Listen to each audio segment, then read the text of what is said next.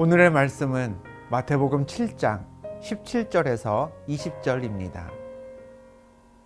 이와 같이 좋은 나무마다 아름다운 열매를 맺고 못된 나무가 나쁜 열매를 맺나니 좋은 나무가 나쁜 열매를 맺을 수 없고 못된 나무가 아름다운 열매를 맺을 수 없느니라. 아름다운 열매를 맺지 아니하는 나무마다 찍혀 불에 던져지느니라. 이러므로 그들의 열매로 그들을 알리라. 오늘 말씀은 열매에 대한 예수님의 비유입니다.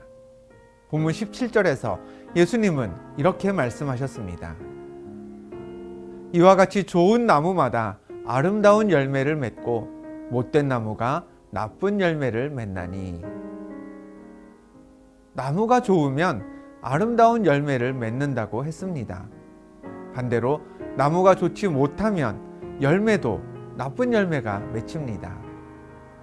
나무와 열매는 둘 다 좋거나 둘 다 나쁠 수밖에 없는 거죠. 나무가 건강하지 못한데 좋은 열매가 맺힌다거나 건강한 나무에서 부실한 열매가 맺히지는 않습니다. 때문에 열매를 보면 우리는 그 나무가 건강한지 여부를 알 수 있습니다. 또 포도나무에서는 포도가 열리고요. 무화과 나무에서는 무화과가 열립니다. 포도나무에서 무화과가 열리거나 그 반대의 일은 일어나지 않습니다. 그러므로 무슨 열매를 맺는지를 보고 우리는 이 나무는 무슨 나무구나 하는 걸 알게 되죠. 그래서 예수님은 본문 20절에서 이렇게 말씀하셨습니다. 이러므로 그들의 열매로 그들을 알리라. 열매는 나무의 정체성을 드러냅니다. 그런데 열매가 나무의 특징을 드러낼 때에는요, 한 가지 원칙이 있습니다. 나무가 심겨질 때 드러나는 게 아니라 나무가 충분히 성장한 다음에, 즉 열매 맺을 때가 되었을 때 그 정체성을 드러낸다는 사실이죠. 중국 극동지방에 서식하는 대나무 종 중에 모소라는 대나무가 있습니다. 모소 대나무는 땅에 심긴 처음 4년 동안은요, 고작 3cm밖에 자라지 않습니다. 하지만 5년째가 되면 하루에 무려 30cm씩 자라기 시작합니다. 그렇게 6주 동안 말 그대로 폭풍 성장을 계속해서 결국에는 15m 정도까지 자란다고 합니다. 학자들은 이 모소 대나무가 하루에 30cm씩 자랄 수 있는 이유는 그 전에 4년 동안 땅속에서 수백 제곱미터에 달하는 면적의 뿌리를 뻗치기 때문이라고 합니다. 기초가 튼튼하기 때문에 성장할 때가 되었을 때 마음껏 자라나는 것이죠. 열매라는 게 그렇습니다. 처음부터 좋은 열매가 펑펑 맺히지 않습니다. 때가 되어야 열리죠. 어려서부터 뛰어난 두뇌를 가지고 학업에 두각을 나타내는 아이들이 있죠.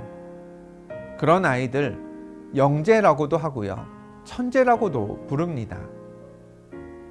공부에는요, 영재가 있습니다. 그러나 신앙에는 영재가 없습니다. 왜냐? 믿음의 열매는 때가 되어야 나타나기 때문입니다. 수학과 과학에는 천재가 있습니다. 그러나 여러분, 목회에 천재가 낮다는 말 들어보셨을까요? 하나님의 뜻을 알고 그 뜻에 따라 예수 그리스도의 공동체를 이끌기 위해서는 열매가 맺힐 때까지 연단을 거치면서 견디면서 기다려야 하는 것입니다. 신앙은 기다림입니다. 우리는 보암직하고 먹음직스럽고 자랑할 만한 것을 열매라 생각하지만 하나님이 우리에게 주시는 열매는요, 그렇지 않습니다. 시간이 지나서 때가 되면 저절로 드러나는 게 열매입니다. 굳이 설명하지 않고 자랑하지 않아도 자연스럽게 드러나서 열매를 맺은 우리가 어떤 사람인지를 드러내는 게 우리가 맺는 열매의 특징인 것이죠. 독일이 동독과 서독으로 분리되어 있을 때 서독의 초대 총리였던 콘라드 아데나워라는 사람이 이런 말을 남겼습니다. 우리는 같은 하늘 아래 살고 있지만 우리 모두의 지평선이 다 똑같지는 않다. 누구는 저 멀리를 볼 줄 알지만 누구는 자기 코앞밖에 못 봅니다. 사람마다 처한 환경이 비슷하다 해도요, 그 환경에서 무엇을 바라보는지는 제각각이죠. 그리고 그 시각의 차이가 삶에 대한 태도의 차이를 가져옵니다. 시야가 좁아서 멀리까지 보지 못하는 사람은 지금 당장의 일에 모든 것을 겁니다. 그러다 성공이 쥐어지면 지금 성공이 영원한 듯이 행동하고요. 거꾸로 실패를 경험하면 지금의 실패로 모든 미래가 다 닫힌 것처럼 낙심합니다. 반대로 멀리까지 보는 사람은 조금 다릅니다. 지금 겪는 일의 중요성을 무시하진 않지만 동시에 당장의 상황이 갖는 의미를 과대평가하지도 않습니다.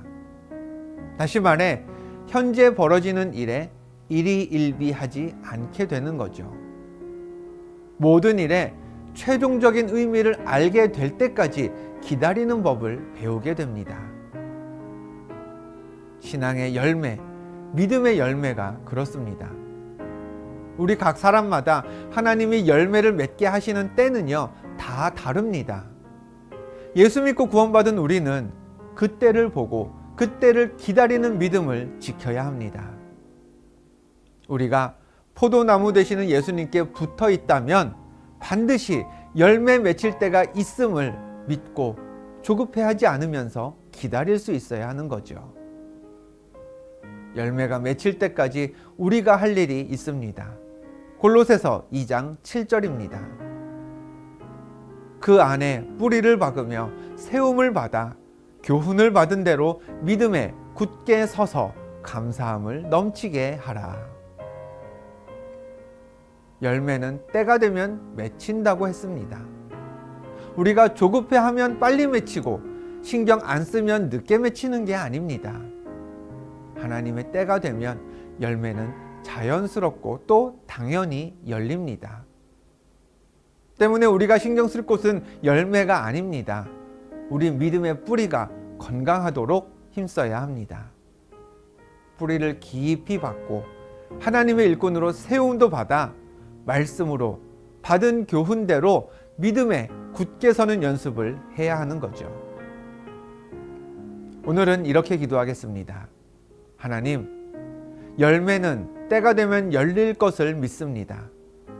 그 믿음 변함없이 간직하며 도리어 믿음 안에서 흔들리지 않도록 뿌리 내리는 일에 더욱 열심내는 나의 신앙생활 되게 하옵소서. 열매가 맺힐 하나님의 때가 내 계획과 맞지 않아서 조급해하지 마시고요. 열매는 반드시 열린다는 믿음과 멀리 볼 줄 아는 안목으로 하나님의 때를 기다리며 건강한 뿌리를 깊게 내리시기를 축원합니다. 기도하겠습니다. 하나님, 맺을 열매 때문에 조급해하지 않게 하옵소서. 때가 되면 열매는 반드시 맺힌다는 믿음 안에서 말씀 붙잡고 흔들리지 않도록 뿌리를 더 깊게 내리는 우리들 되게 하옵소서. 예수 그리스도의 이름으로 기도합니다. 아멘.